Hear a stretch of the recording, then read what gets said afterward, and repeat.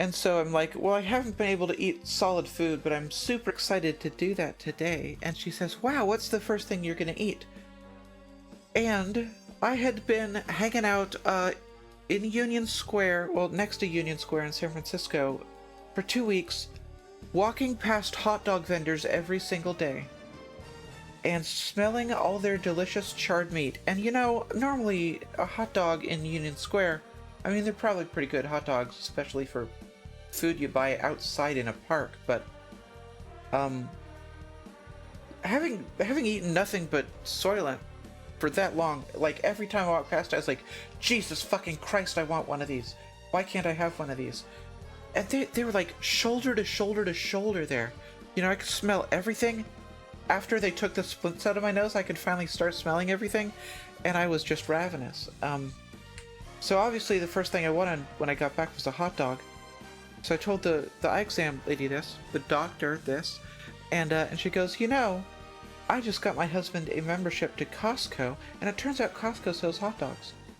And I thought, wow, even though Costco's been dead to me ever since they got rid of the Polish sausage, I do have a credit card reward certificate for $2 that I need to go there to cash, and I probably should change my name with them. Why don't I do that? I'm gonna go there and get a hot dog and do all that shit. And so I went there, and first, the people of Seattle are animals when it comes to trying to park in a busy parking lot. They need to go take lessons from California or something.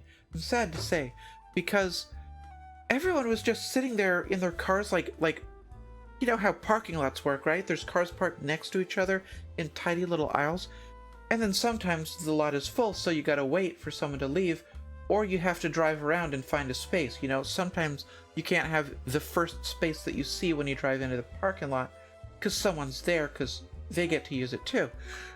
So you gotta keep moving. Well, people in Seattle don't seem to know that. They also don't know the etiquette for when you're waiting for someone's space. So there were all these cars just like parked, like, not parked, they were running, there was someone in them, but they weren't going anywhere. They gave no indication they were going anywhere. It turns out that they just saw someone who they thought might leave, so they're just kind of creeping, waiting for this person to eventually decide to leave or something, or for their car to rust into a pile of scraps that they could drive over. Normally, what you're supposed to do is you put your turn signal on so people know that you're waiting for something, doing something, and going somewhere, and then they can drive around you. Otherwise, it seems like you're just waiting for something in front of you. No one goes anywhere, and in fact, that's what I saw. Just lines of cars not going anywhere because someone's being a fucking moron at the beginning. Also, there were empty spaces in the lot that they would have seen if they had gone around, but no one was driving around looking for spaces. I'm the only one who apparently has ever been to a real parking lot and then been to this Costco. Well, so I showed them all how to do it, and I went and found a space, walked in the store, and got my $2. Then I went and changed my name, and the guy there was such a delight. He saw my, so I showed him my card with my old name, and he's like, what's your new name? And I showed my driver's license with my new name, and he looks at it, and he sees presumably sees my gender marker and whatever, looks at me, sees that I probably haven't been shoved down the stairs, but have taken a life-affirming choice on my magical gender journey. And then he goes, congratulations. How do you pronounce it? Is it Tara or Tara? Which was actually the second time that day that someone had asked that. And so that was very nice. So then immediately he's like, get over here, we'll take your picture. And I'm like, oh fuck no, they told me not to do this. They said don't take any pictures for 6 months. I'm covered with bruises and I look like a fucking nerd, let's not do this.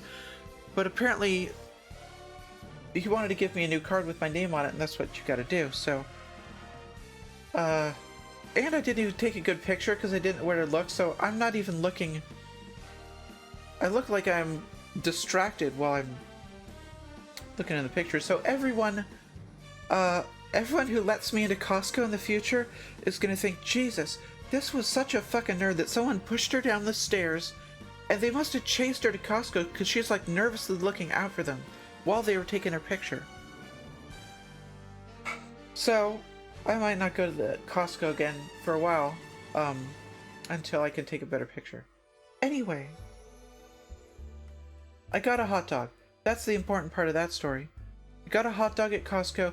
It was the most delicious hot dog that I've ever had in my life.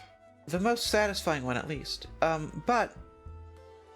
So they said I should transition to soft food from liquid diet, from my semi-liquid diet. Not go straight to eating, you know, Jawbreakers and peanut brittle and those Jolly Ranchers or whatever. So I figured hot dogs are pretty soft, right? I mean, it's like meat paste, basically. Those competitive hot dog eaters, they take a swig of water with it and they basically make it into a hot, it's like mashed potatoes of meat in their mouths. I could probably do this. And it turns out, yes, hot dogs are very soft. I could totally do that.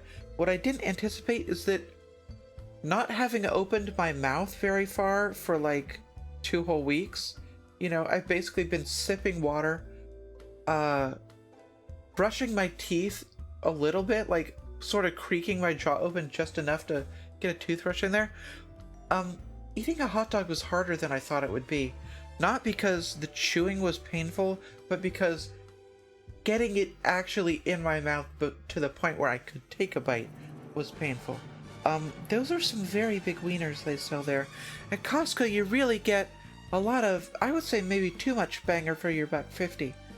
And it was, I had to stretch my jaw out almost like a snake, open my mouth incredibly wide to wrap my lips around all that delicious meat.